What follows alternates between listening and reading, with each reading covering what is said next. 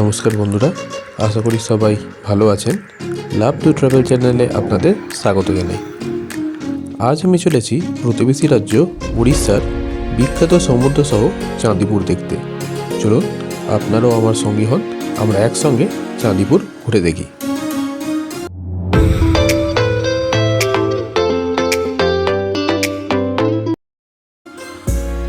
বন্ধুরা, আজ আমরা চাঁদিপুরের পথে চাঁদিপুর যাচ্ছি।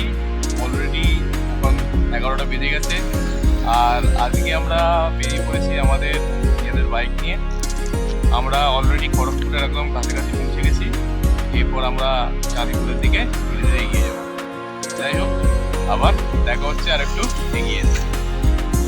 বন্ধুরা, এই রাস্তাটা কিছুটা গিয়ে বাম দিকে বেঁকে গিয়েছে, মিশেছে বালেশ্বর যাওয়ার রাস্তায়, এবং সামনের রাস্তাটা চলে গেছে খড়গপুর।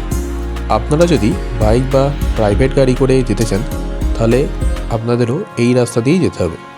আর যদি ট্রেনে যেতে চান তাহলে আপনাদের ভুবনেশ্বরগামী ট্রেন ধরতে হবে এবং নামতে হবে বালেশ্বর স্টেশনে। স্টেশন থেকে বেরিয়ে আপনি প্রাইভেট গাড়ি বা অটো পেয়ে যাবেন চাঁদিপুর যাওয়ার জন্য। কিছু ট্রেনের তথ্য আমি ডেসক্রিপশন বক্সে দিয়ে দিলাম। বন্ধুরা, আমরা এর আগেই ব্রেকফাস্ট সেরে নিয়েছিলাম। জায়গাটার নাম নেকড়া, আর আমরা খাওয়া দাওয়া করেছিলাম এই ন্যাশনাল রেস্টুরেন্ট নামক রেস্টুরেন্টটায়। খুব সুন্দর, পরিষ্কার পরিচ্ছন্ন, এবং হাইওয়ের একদম পাশেই রয়েছে এই রেস্তোরাঁ। এই জায়গাটা নন এসি এবং পাশের ঘরটা হলো এসি রুম। শীতকাল বলে আমরা বাইরেই বসলাম। আমরা এখানে খেয়েছিলাম আলু পরোটা এবং সবজি। শেষে ছিল আমাদের বাঙালিদের আবেগ, এক কাপ চা। খাওয়া দাওয়া সেরে বাইক নিয়ে আবার চলা শুরু করলাম। দেখুন বন্ধুরা, আমরা চাঁদিপুরে যেতে যেতে মাঝপথে এক জায়গায় নদী দেখতে পেয়ে দাঁড়িয়ে পড়েছি। দেখুন, আর এই এই রাস্তা দিয়ে আমরা মাথার উপর। বন্ধুরা, এটা হলো সুবর্ণরেখা নদী, ঠিক আছে? দেখুন কত সুন্দর লাগছে, জলটা কত সুন্দর। এখানে দেখুন সূর্যের আলোটা এখানে পড়ে কিরকম চকচক করছে। আর এইখানটা একটা মন্দির দেখা যাচ্ছে, কত সুন্দর লাগছে। এটা হলো সুবর্ণরেখা, এখানে ভালোই জল। এইদিকে রেল ব্রিজটা রয়েছে।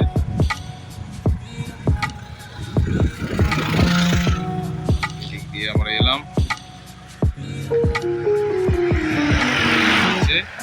নয়নাভিরাম দৃশ্য। চলুন, বেশিক্ষণ দাঁড়ালে হবে না, তার কারণ আমাদের প্রায় 40 কিলোমিটার যেতে হবে। ধীরে ধীরে এগোতে থাকি। বন্ধুরা, চলে এলাম চাঁদিপুর, এবং এসে যেটা প্রথমেই প্রয়োজন সেটা হলো হোটেল। চলুন চাঁদিপুরের কয়েকটি জনপ্রিয় হোটেলের সন্ধান আপনাদের দিয়ে দিই, যাতে আপনারা আসলে হোটেলের কথা বলে আসতে পারেন। দেখুন, এটা হলো ওটিটিসি পান্থনিবাস। এটা চাঁদিপুরে থাকার জন্য সর্বশ্রেষ্ঠ হোটেল। এর সামনেই রয়েছে মেন বিচ এবং মার্কেট। অন্য হোটেলে থাকলেও আপনাদের এখান দিয়েই বিচে যেতে হবে। এটা অনলাইন এবং অফলাইন দুভাবেই বুক করা যায়। এটা হলো হোটেল গোল্ডেন প্লাজা। এখানে লজিং এবং ফুডিং দুটোই হয়। এখান থেকে সি বিচ 1 থেকে 1.5 মিনিট। ফোন নম্বর আমি স্ক্রিন এবং ডেসক্রিপশন বক্সে দিয়ে দিলাম। এরপরেই রয়েছে হোটেল শুভম। এটা বেশ বড় হোটেল এবং এখানেও লজিং ফুডিং দুটোই হয়। সমুদ্র এখান থেকে 2 মিনিটও লাগে না। ফোন নম্বর আমি স্ক্রিন এবং ডেসক্রিপশন বক্সে দিয়ে দিলাম। হোটেল শুভমের উল্টো দিকেই রয়েছে হোটেল চাঁদিপুর। এখানে বন্ধুরা লাইভ গান চলছে। গানটা আমার কিন্তু খুবই প্রিয়।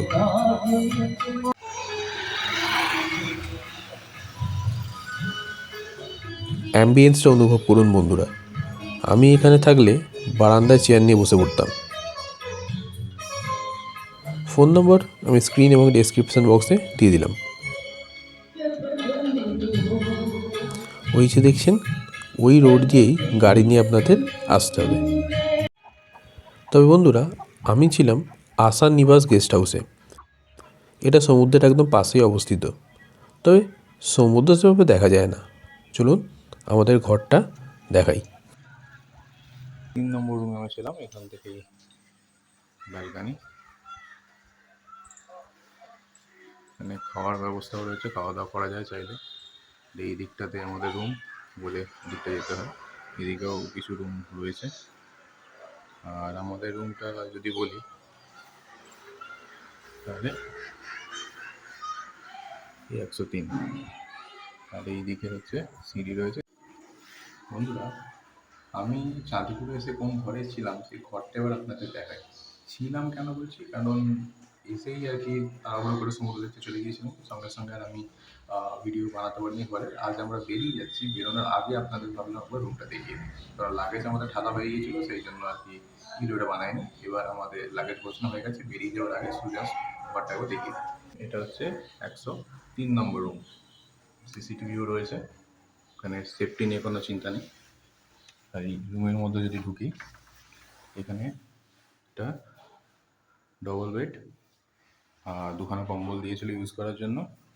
এখানে চেয়ার, মিরর, টিভি। এই টিভি চলে কিনা সন্দেহ আছে, আমরা চালাবার চেষ্টাও করিনি, জিজ্ঞাসাও করিনি। টাওয়াল ওরা একটা দিয়েছিল, সুইচ বোর্ড। আর এখানে কেউ যদি চায় রান্না করে খাবে, তার জন্য এখানে ব্যবস্থা করে দেওয়া হয়েছে। এই যে এখানে কেউ যদি চায় যে আমরা রান্না করে খাবো, তাহলে এখানে সে রান্না করেও খেতে পারে। এখানে দুটো আর কি, এখানে একটা কল রয়েছে, এখানেও একটা বেসিন রয়েছে, কোনো সমস্যা হবে না। চলুন বাথরুমটা দেখাই। দেখুন, এইখানে মধ্যখানে এটা রয়েছে, এটা একটা বারান্দা বলবো নাকি আমি নিজেই বুঝতে পারছি না, ছোটো মতন অংশ এটা ঘেরা। আর এরপরে এখানটা বাথরুম রয়েছে। হ্যাঁ, জামা কাপড় মেলা যেতে পারে এখানটায়, আপনারা চাইলে দড়ি একটা লাগিয়ে নিতে পারেন। দেখিন বাথরুমটা দেখিয়ে দিই। এই যে বাথরুম খুব বড় নয়, কিন্তু কাজের জিনিস সবই রয়েছে। শীতকালের বেলা যেটা সবচেয়ে বেশি দরকার লাগবে সেটা হলো গিজার। গিজার এখানে রয়েছে এবং চালু অবস্থায় রয়েছে, আমি আপনাদের দেখিয়ে দিলাম।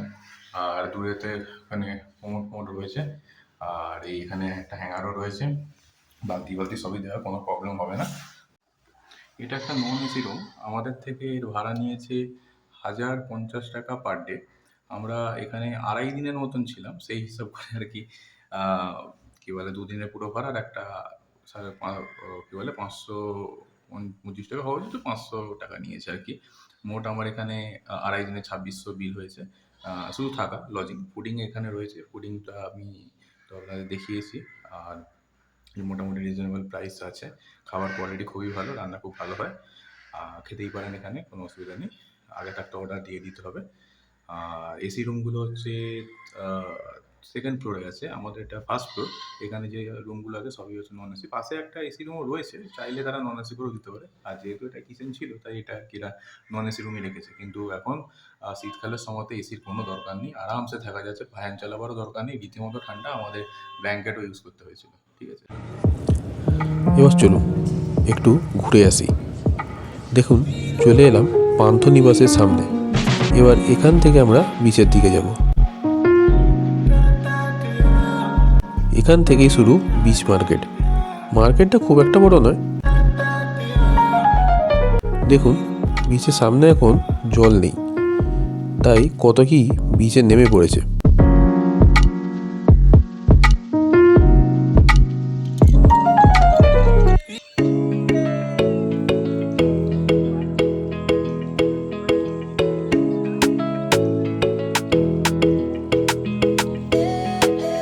এখানে বিচে কিছু খাবার বিক্রি হচ্ছে।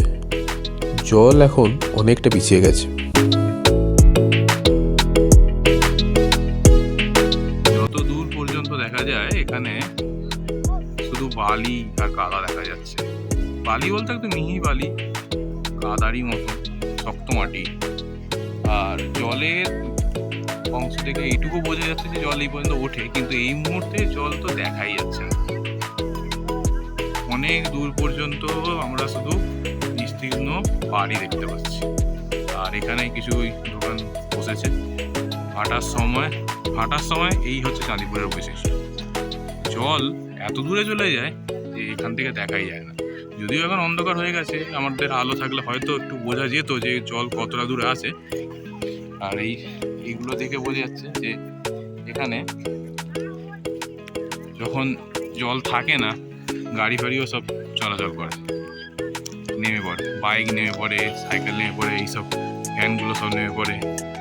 দেখি বন্ধুরা জলের কাছে অব্দি যেতে পারি কিনা। যদি যেতে পারি আপনাদের অবশ্যই দেখাবো। আমাদের এমনিতেই আসতে লেট হয়েছে। এইখানটা দেখুন, দেখলে অ্যাটলিস্ট বুঝতে পারবেন যে এইখানটা কী অবস্থা হয়ে আছে। কিন্তু কাদাগুলো কিন্তু এমন নয় যে পায়ে লেগে যাচ্ছে, এগুলো কিন্তু শক্ত মাটির কাদা। আমরা কিন্তু দিব্যি এখান দিয়ে হেঁটে চলে বেড়াতে পারছি, পায়ে কাদা লাগছে না। শুধু জলটা দেখে পা ফেলতে হচ্ছে। আর সমুদ্র তো দেখাই যাচ্ছে না এখন অন্ধকারটা, দূর দূর পর্যন্ত যা দেখছেন সব জল এবং কাদা। সমুদ্রের এখানে নিশানাও দেখা যাচ্ছে না। যাই হোক, সূর্যের আকাশের রংটা দেখুন এই সময় লাল হয়ে আছে। এইসব দেখার জন্যই তো আমরা বারবার বিভিন্ন জায়গায় ছুটে বেড়াই। ঘরে বসে কি আর এত সুন্দর দৃশ্য দেখা যাবে? এরপর আমরা এখানে পাপড়ি চাট খেলাম এবং কিছুক্ষণ ঘোরাঘুরি করে চায়ের দোকানে চা বিস্কুট খেয়ে হোটেলে ফিরে গেলাম। বন্ধুরা, আমি তো আশা নিবাস গেস্ট হাউসে আছি। তা এখানে এটা ফুডিং লজিং দুটোই হয় এখানে। তা ফুডিং এর জন্য আমরা এটাকেই চুজ করেছি, আমরা এখানেই খাওয়া দাওয়া করছি। আজ প্রথম দিনে আমরা এখানে আর কি রাতে ডিনারের জন্য অর্ডার দিয়েছিলাম fried rice, egg fried rice, আর সেই সঙ্গে হচ্ছে চিলি চিকেন। তা ফ্রাইড রাইস আর চিলি চিকেন আমি আর কি বাইরে আর খাইনি, ওদের ওখানে আমি বাড়ি রুমেই আর কি দিয়ে যেতে বলেছিলাম। তা আমাদের দিয়ে গেছে, তা কোয়ালিটি বেশ ভালোই। আপনি শেয়ার করছি তোমাদের সঙ্গে। আর মোটামুটি এখানে খাওয়া দাওয়া নিশ্চিন্তভাবেই করা যাবে, কোনো অসুবিধা নেই, খাবার কোয়ালিটি যথেষ্ট ভালো। দেখিয়ে দিচ্ছি। এই যে আমাদের আজকে দুই বন্ধুর রাতের ডিনার। তা এখানে যে কি বলে fried rice, egg fried rice, এটা পার প্লেট আর কি 110 টাকা দাম। আর যদি নর্মাল ফ্রাইড রাইস নেন সেখানে এটা 90 টাকা প্লেট পড়ে যাচ্ছে। চিলি চিকেনটা আমাদের এক প্লেটে 6 পিস থাকবে বলেছিল। বুঝতে পারছি না, মনে হচ্ছে 6 পিসের চাইতেও বেশি পড়ে গেছে। হয়তো হতে পারে যে আহ, হয়তো এটা আহ, ছোট সাইজের বলে হয়তো 2-4টে পিস এখানে বাড়িয়ে দেওয়া হয়েছে। হ্যাঁ, কিন্তু যাই হোক, মোটামুটি ডিনার হিসাবে আমরা যেটা অর্ডার করেছি, আমার মনে হয় না যে হতাশ হতে হবে। খেয়ে দিয়ে অবশ্যই আপনাদের রিভিউ দেবো। তবে উপরি উপরি দেখে যেটা মনে হচ্ছে খাবার কোয়ালিটি ভালোই হবে। খাওয়া দাওয়া করে তারপরে আপনাদের অবশ্যই আমি পরে জানিয়ে দেবো যে খাবার কোয়ালিটি কেমন ছিল। আপাতত আমরা ডিনার করে নিই, রিভিউ আজ রাতে আর জানাবো না, কালকে যখন লাঞ্চ করব তখন তার আগে একবার অবশ্যই জানিয়ে দেবো। আমরা লাঞ্চটাও এখানেই করব, ঠিকই করে নিয়েছি। আর বেকার বেকার বাইরে ঝামেলা করব না এখানে। মোটামুটি যেহেতু আর কি ফুডিং লজিং দুটোই হয়ে যাচ্ছে, তা আমাদেরও সুবিধাই হবে। স্নান ফান করে মানে সাইট সিন তো করতে অবশ্যই বেরোবো, সাইট সিন করে এসে স্নান ফান করে খাওয়ার জন্য আর এদিক ওদিক যেতে হবে না। এখানেই খাবার থাকবে, অর্ডার দেওয়া থাকবে, যখনই আসবো খাবার পেয়ে যাবো, খাবার নিয়ে কোনো চিন্তা হবে না। আর যেটা খেতে চাইবো সেটাও আগে রাখতে বলে দিলে পরে সুবিধাই হবে এই আর কি। ঠিক আছে, তাহলে আপাতত ডিনার করে নিই, পরে আবার দেখা হচ্ছে। গুড মর্নিং বন্ধুরা, কালকে আমরা চাঁদিপুরে এসে পৌঁছেছিলাম। আর আমরা রয়েছি আশা নিবাস গেস্ট হাউসে। এই যে আমাদের হোটেল আশা নিবাস, এখানে গেস্ট হাউস ভালোই মোটামুটি। রুমগুলো একটু সাইজে ছোট, তারপরে সব ঠিকঠাকই আছে। আপাতত সকালবেলায় আমরা এই বেরোচ্ছি। এই সামনেই হচ্ছে সমুদ্র, এই যে আমার পেছন দিকে দেখতে পাচ্ছেন, এই দিকটায় একদম কয়েক মিটার হেঁটে গেলেই আর কি সমুদ্র। এবার আমরা এখান থেকে যাব, সমুদ্র দেখব। আমরা আর কি একটু লেট রাইজার, আমরা যখনই যেখানেই বেড়াতে যাই সূর্যোদয়ের আগে উঠতে পারি না। যাই হোক, আপাতত যাই সমুদ্রের দিকে, দেখি কি অবস্থা। দিকটা গেলে মার্কেট, আর এই আমাদের গেস্ট হাউস, আর এই দিকটা দিয়ে যদি সোজা চলে যাওয়া যায় তাহলে এদিকে ওটিডিসি পান্থনিবাস। ওদিকেই মেন বিচটা আছে, তবে আমরা যেহেতু আর কি সমুদ্র দেখবো সামনেই, আমাদের এখান দিয়ে নামবার একটা জায়গা আছে, আপাতত এইটাই যাই। কাল রাত্রের দিকে সমুদ্রের জল কাছে এসেছিল। যখন আমরা এসে পৌঁছালাম বিকেলবেলায়, তখন সমুদ্র এত দূরে ছিল যে আমরা দেখতেই পাচ্ছিলাম না। আর রাত্রিবেলা তখন কটা হবে, 8:30 নাগাদ আমি একবার বেরিয়েছিলাম বাজারে, কয়েকটা জিনিস কেনার ছিল। তা সেই সময় আর কি সমুদ্রের গর্জন শুনতে পাই। তারপর কাছে এসে দেখলাম যে হ্যাঁ, জল সামনে এসেছে। তারপর হয়তো আবার ভাটার সময় চলে গিয়েছিল। এই সকালবেলা ঘুম থেকে উঠে আবার দেখছি যে সমুদ্র কাছেই আছে। ভাবলাম সময় একবার সমুদ্রকে দর্শন করে নিই, আর কখন থাকবে কাছে কখন চলে যাবে। সমুদ্র এখানকার খুব মেজাজি। যখন সমুদ্রের মেজাজ হবে, যখন সমুদ্রের ইচ্ছা হবে, তখন সে আপনার কাছে আসে, বুঝেছেন। ঢেউ খুব একটা বড় নয়, ছোট ছোট ঢেউ, কিন্তু তবু অন্তত জলটা সামনাসামনি রয়েছে। কালকে বিকেলবেলা এসে যখন সমুদ্রে জল দেখতে পেলাম না, একটু দুঃখ লাগছিল যে সমুদ্রের কাছে এলাম, সমুদ্র দেখতে তো পাচ্ছি না, গর্জনও পাচ্ছি না। তারপর রাত্রিবেলায় যখন সমুদ্রের গর্জন পেলাম, সমুদ্র দেখা পেলাম, তখন ভালো লাগলো যে হ্যাঁ যাক, চাঁদিপুরের সমুদ্র দেখতে পেলাম। এখান অবধি জল মানে সমুদ্রের জল এতটা উঠে এসেছিল, এখন হয়তো পিছিয়ে গেছে। বহুত বড় বড় ঢেউ আসবে। হ্যাঁ মনসা মতন বহুত বড় বড় ঢেউ আসবে, হ্যাঁ ওখানে যাবে পানি। হ্যাঁ। হ্যাঁ, ওই বর্ষা চলে গেলে, শীতকাল পড়ে গেলে আর আসবে না, আচ্ছা আর আসবে না, এখন আসবে আচ্ছা, না, ফের আচ্ছা। আর বর্ষাকাল। আচ্ছা বন্ধুরা, আমি ঠাকুমাকে জিজ্ঞাসা করেছিলাম যে এখানে ছাগলগুলোকে তো খাওয়াচ্ছে, জল তো উপরে উঠে আসে, তাহলে এগুলো তো নুন হয়ে থাকার কথা, কি করে খাচ্ছে এরা? উনি যেটা বলছেন যে বর্ষার সময়তে তখন জল এতটা উপরে চলে আসে, এখন কিন্তু জল এতটা আসবে না, ওই ওই ওই পর্যন্তই থাকবে। ফের বর্ষা দিন আসবে। হ্যাঁ, তাহলে এই এই জলটা কিসের ঠাকুমা? বর্ষা। বর্ষার জল?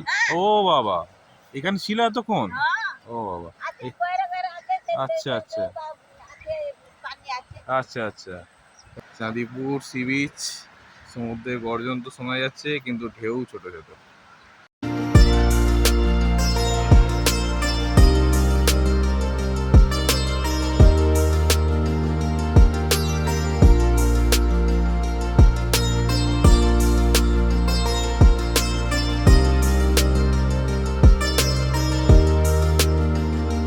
আমরা এখন এখানটা একটু ঘোরাঘুরি করব, করে হোটেলে গিয়ে ফ্রেশ হব, তারপর তাড়াতাড়ি স্নান করে লাঞ্চ আমাদের হোটেলে বলে দিয়েছি, লাঞ্চ করে আমরা চলে যাব পঞ্চলিঙ্গেশ্বর এবং অন্যান্য সাইট সিনগুলো দেখতে।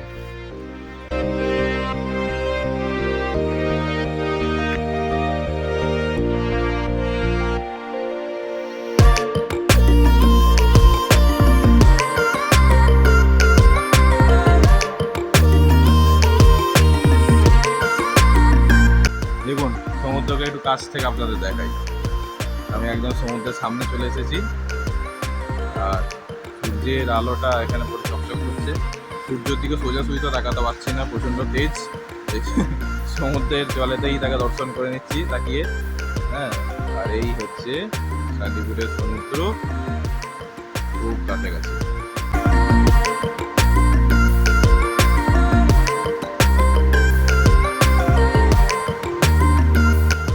এবার আমাদের সমুদ্রের সামনে বিচ থেকে হাঁটতে হাঁটতে চাঁদিপুরের যে মেন বিচ, অর্থাৎ ওটিডিসি পান্থনিবাসের সামনে যে বিচটা আছে সেই পর্যন্ত আমরা যাই। সামনেই দেখাই যাচ্ছে, দেখুন পাড়টা বাঁধানো আছে, আর ওই যে দোকানগুলো রয়েছে, ওই দোকানগুলোই হচ্ছে কি মেন বিচটায় আছে। হাঁটতে হাঁটতে চলে যেতাম, দেখা যাচ্ছে সাদা মতন পান্থনিবাস। এরপর আমরা ব্রেকফাস্ট করে চা খেয়ে বের হলাম লোকাল সাইট সিন করতে। দেখুন বন্ধুরা, এই হচ্ছে সেই বিখ্যাত বুড়িবালাম নদী, আর এই নদীর এই যে সাইডটা দেখা যাচ্ছে, এটাই হচ্ছে সেই স্থান যেখানে বাঘাযতীনের সঙ্গে, মানে স্বাধীনতা সংগ্রামী বাঘাযতীন, তার সঙ্গে ইংরেজদের লড়াই হয়েছিল।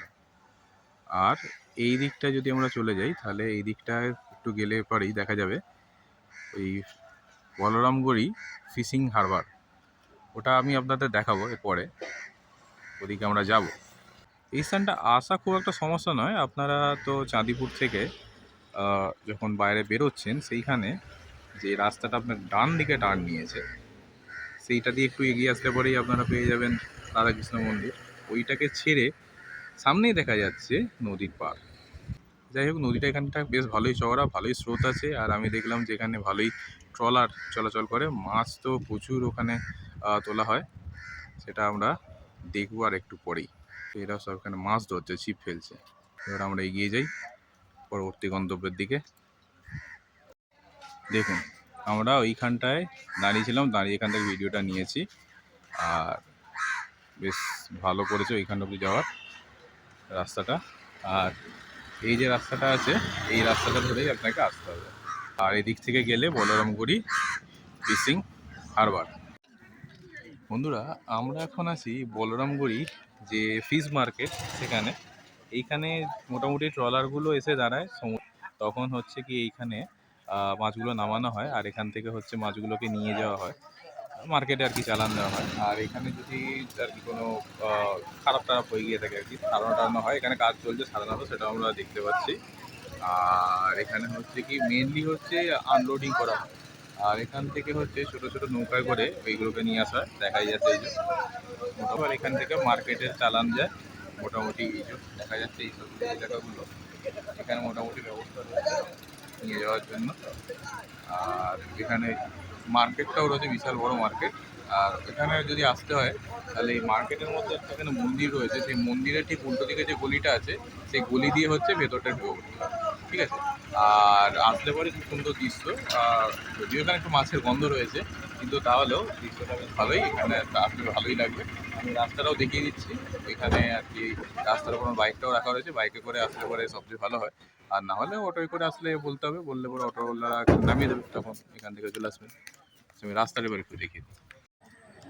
যদি আমরা বাজারের দিক থেকে ঢুকি তাহলে এই হচ্ছে রাস্তাটা, বাজারের দিক থেকে আসছে আর এসে আর এই হচ্ছে কি ফিশ যে হারবার বলা চলে আর কি, এইখানে চলে যাচ্ছে। এই যে রাস্তাটা বাজার থেকে একদম একটুখানি আর কি। আর এই গাড়ি নিয়ে আমরা ঘুরে বেড়াচ্ছি, বাইক নিয়ে আপনার একদম শেষ প্রান্ত অবধি চলে আসতে পারবেন। আর এইদিকে মোটামুটি যত সব ট্রলারগুলো দাঁড় করানো রয়েছে, মাছ ধরে এসেছে, যেগুলো সারানো সেগুলো সারানোর কাজ এখানে চলছে। আর আনলোডিংয়ের জন্য গাড়ি এখানে ঢুকে পড়তে পারে, একদম খুব সুন্দর বাঁধানো রাস্তাও বানানো রয়েছে। বন্ধুরা, এখানে এসে একটা অদ্ভুত রকমের ক্যাংড়া দেখতে পাচ্ছি। এরকম ক্যাংড়া আপনারা দেখেছেন কিনা জানাবেন। এই দেখুন, হলুদ রঙের ছোট ছোট কত এখানে রয়েছে, প্রচুর। এরকম আমরা কখনো দেখিনি। যদি কারো জানা থাকে যেরকম দেখেন তাহলে অবশ্যই কমেন্টে জানাবেন আমাকে। প্রথমে তো ভেবেছিলাম হয়তো এগুলো মৃত, তারপর তো দেখছি না এগুলো চলাচল করছে। প্রথমে ক্যাংড়া বলে তো বুঝতেই পারিনি, তারপরে যখন একটা ফুটোর কাছ দিয়ে বেরিয়ে এলো গর্তের ভেতর থেকে, তখন দেখে বুঝলাম যে না, এগুলো ক্যাংড়া, বিচিত্র ক্যাংড়া। দেখুন বন্ধুরা, এখানে আবার শুধুমাত্র হলুদ নয়, এখানে আবার একটা গোলাপি রঙেরও দেখতে পাচ্ছি। বিচিত্র অদ্ভুত ক্যাংড়া, এর আগে আমরা কখনো দেখিনি। আপনারা দেখেছেন কিনা জানাবেন। হলুদ হলুদ ক্যাংড়া পুরো ভর্তি চারিদিক, এগুলো সব ভর্তি একদম। বন্ধুরা, আমাদের চাঁদিপুর ভ্রমণের প্রথম পর্ব আমি এখানেই শেষ করছি। পরের পর্বে আপনাদের দেখাবো পঞ্চলিঙ্গেশ্বর ভ্রমণ এবং স্পর্শ দ্বারা কীভাবে পঞ্চলিঙ্গেশ্বর দর্শন হয়। এছাড়াও নীলগিরি পাহাড়, নীলগিরি রাজবাড়ি, নীলগিরি জগন্নাথ মন্দির, এগুলোও দেখাবো। আমার ভিডিওটি ভালো লাগলে লাইক এবং কমেন্ট করবেন। চ্যানেলে নতুন হলে সাবস্ক্রাইব করবেন, সম্ভব হলে ভিডিওটি শেয়ার করে দেবেন। এতক্ষণ আমার সঙ্গে থাকার জন্য ধন্যবাদ।